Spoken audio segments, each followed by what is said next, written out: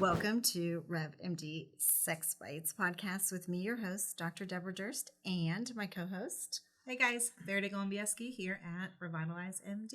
So we have a good podcast here today. It should be interesting because this is a journey for me in learning And I'm coming more along about whether it. I want to or not, guys. Yeah, no, So are you. She's coming along for this one, but it's going to be a journey in 2023. So female sexual energy is what we're going to talk about today. And again, how to kind of harvest that female sexual energy and then, kind of create other life force energy from it that radiates into all aspects of your life. So what I get out of this is taking that sexual energy and manifesting it into other parts of your life. It does kind of seem to transcend over multiple areas, but this is all new to me. So Dr. Durst is going to take the majority of this podcast and I'm just going to interject along the way. Well, I think the big thing is, again, so it's new to me as well, but I want to learn more about it. So we do a very comprehensive female sexual wellness and health offering here at RevitalizeMD. And we are very proud of what we do for women.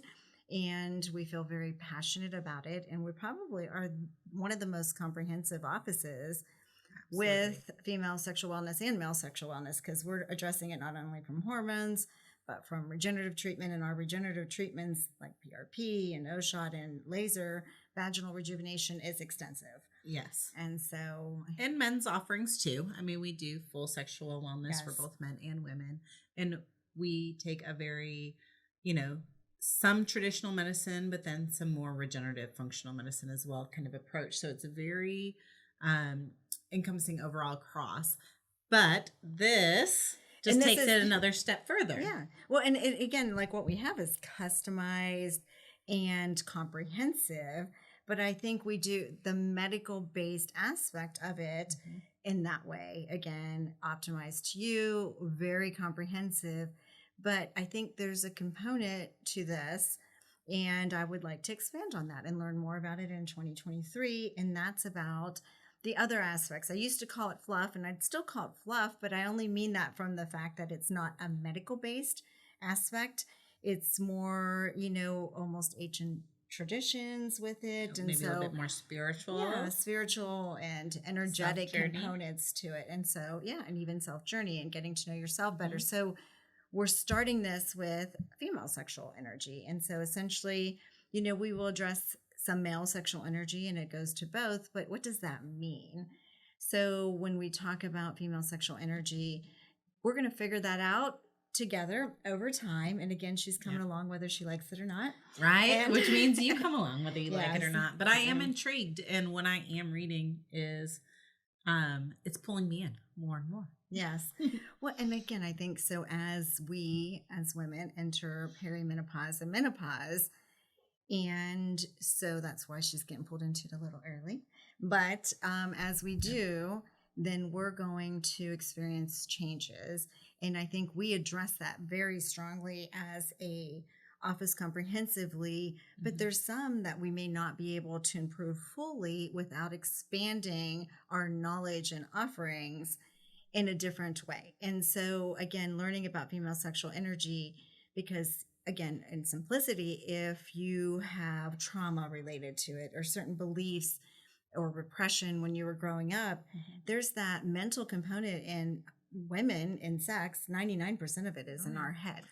So if we don't clear that, then we can do everything medically, but we're still going to have some component of it that we may not be able to improve fully. We were just talking about this before the podcast. Dr. Durst was like, I can send a woman out within an hour of the office with a whole new vagina inside and out. Yeah. But if emotionally, spiritually, we're not where we need to be, what does that pretty box matter? Like, why does it matter? Yeah. If we can't get out of our own heads to get there. And that's what we're talking about with female sexual energy, is that energetic and spiritual component. So yoni massage. We're going to start just with that. Like, what does that mean exactly? And so with yoni, that's really a Sanskrit term that means the female genitalia. So we're talking about massage of the female genitalia and getting to know. And again, this doesn't have to be for couples, but it can be. But it could be for single, in you getting to know yourself. Because I think if women don't know themselves and what they like, then how are you going to communicate that with a partner? And so I think that's very important. And you can do this as a couple, you can do this solo, you can bring a couple, your partner into it after you learn more about it, but experiencing more joy and more pleasure and even creativity as you start to, connect more with your body. And yoni massage is one way you can do that. And so, we're going to talk about that over time, but I think, again, it's kind of exploring, getting to know those different parts, the labia majora, the labia minora, the clitoris, and the clitoris is more than we think it is. There's this one part we're seeing, but there's some parts, that we don't see. And so kind of discussing that a little more. On YouTube, we can probably put up some images that show, but if you're listening to this, we'll try and describe it as well as we go along. What are some things that block, our sexual experience? And we kind of talked about that. Yes. If there was, when you're growing up, that's huge, I think. For some people, maybe it's natural for them to just, feel comfortable, with their sensuality or sexuality. But then some, it's actually repressed. Sex is still very taboo for a lot of people. There's in the West. It's like, it's okay, but it's not okay. Yeah. You should be experiencing sexual pleasure, but at the same time, there's shame if you're doing it. It's still very back and forth. Yes. There's women I'll see in the office that are very open about their sexuality, and then others that are like, it's hard for them to even say they're having a hard time having an orgasm because the word orgasm is dirty to them or shameful. So we see that even in practice, just even having those conversations, open conversations. So definitely past experience, beliefs, how you were raised, cultural beliefs play a part in that as well. Yeah. And then you kind of touched on traumatic experiences as well. Yeah, if there's anything related to trauma around that, or if you've had a partner that wasn't as open as you were and kind of taking that on yourselves. But I will say that even in the office, like a lot of people that have trouble talking about it outside of the office are a little more open in the office. And then there's those that I think probably have a little more, difficulty with even discussing it in the office. Absolutely. But who do you discuss it with outside of the office? Like, who are the people you can talk to? So your partner's one, your friends, but if your friends aren't open to it and you are, then you run into that issue. Yeah. And I feel like women probably are a little more detailed and open with each other, but it seems to me like they'll talk about hot flashes and they'll talk about weight gain and night sweats more than they'll talk about decreased orgasmic strength. And I used to have, G-spot orgasms, but now I can't feel a thing, or it's taking me way longer, to have an orgasm than it did in the past. So I feel like those are still difficult conversations to have sometimes with friends. It seems like it's starting to change, but slowly. Yeah. Slowly. Well, I think there's definitely like a sexual revolution that's going on. I feel like even over the period of 2 years here, there's been a lot more openness to it. And I think that's why we do more and more women all the time, because they go to their primary care, they go to their GYN. And as soon as they are feeling anything with perimenopause or menopause, they can't sleep, they're moody, they're gaining weight, they have hot flashes, vaginal dryness, decreased orgasmic strength, forget it. They're not discussing it with you, and they're definitely not providing solutions. And we hear that every day. Absolutely. But they're coming into us and wanting to have those conversations. So I feel like there's it's happening. The beginning of a sexual revolution, but I just feel like the boundaries are going to be much more blurred. And here at RevitalizeMD, we're beginning our sexual energy revolution. So we're gonna explore again the things that we don't address from a medical standpoint to kind of see, are there ways that that women can explore themselves? Are there ways couples can do that together without medical based stuff, surgery, meds? And is there a way that a man can do that in a more deep and authentic way that again increases his relationship with himself and with his partner, and likewise with women? And so I feel like there is that component that we don't know as much about.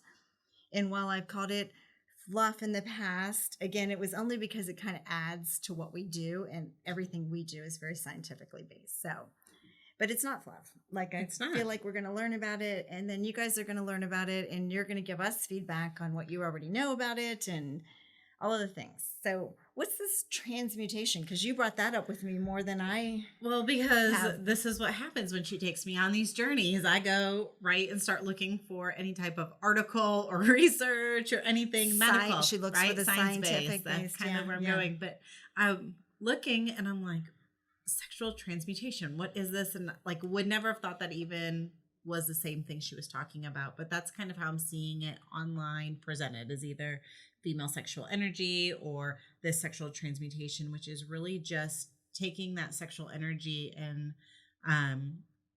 utilizing it within your life to higher purposes. So when you're looking into sexual energy and you're looking at the sexual transmutation, it talks a lot about how this energy goes into creativity, how it goes into more than just sexual experiences and libido. Yeah, there is a lot.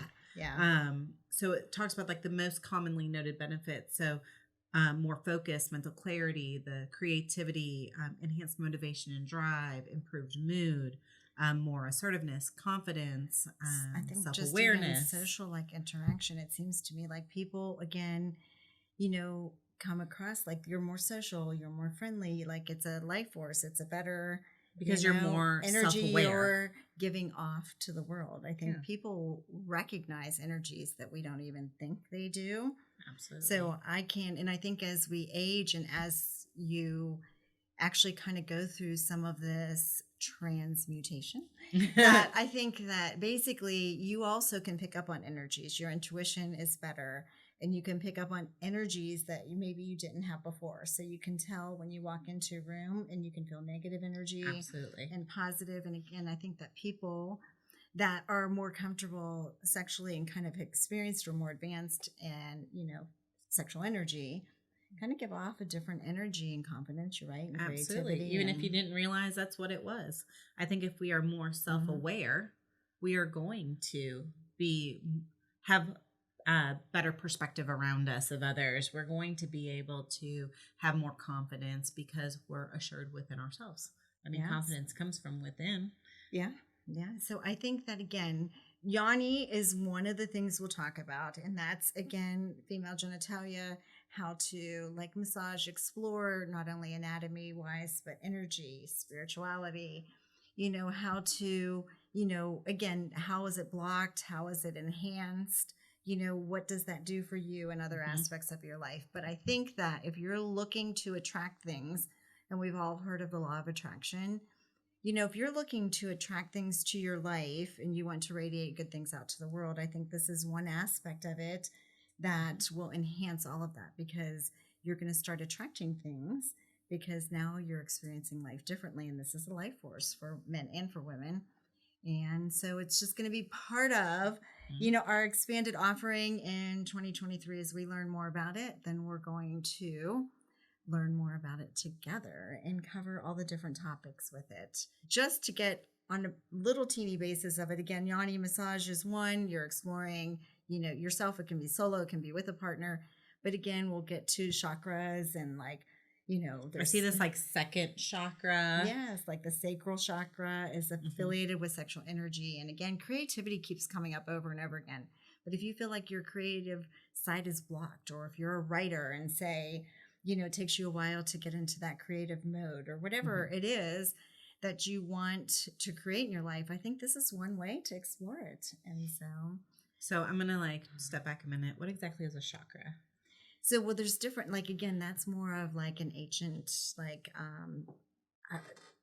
want to say, there's no studies surrounding it. It's more a, not mentality, but methodology of looking at different energy centers of the body. Okay. And this is just me, again, starting to do that more because. And I'm putting her on the spot because we're exploring together. There's 7 different ones, and it starts at the root chakra and it goes up. And so the sacral is the second one. And then as you get up, into more the brain area, then that's the 7th. So there's 7, but that's about starting bottom to top. Yes. That's how I need to think about it. Yeah, bottom to top.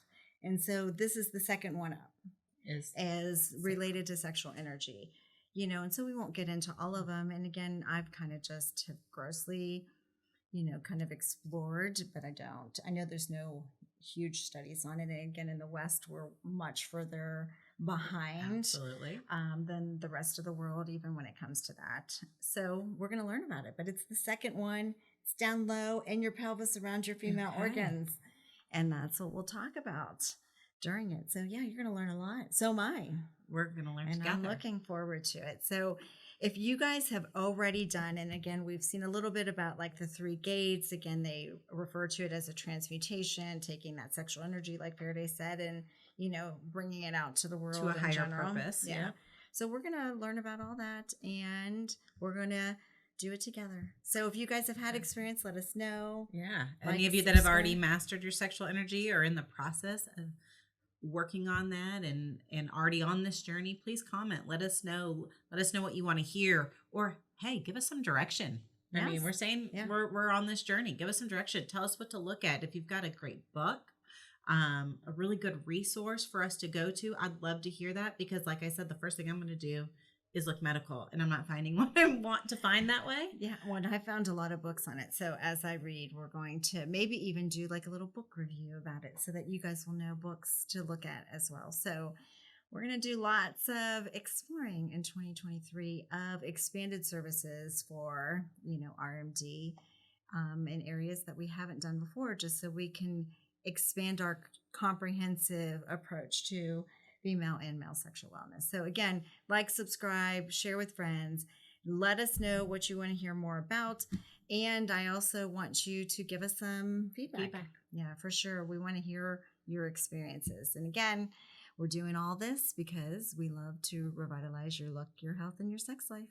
Thank you.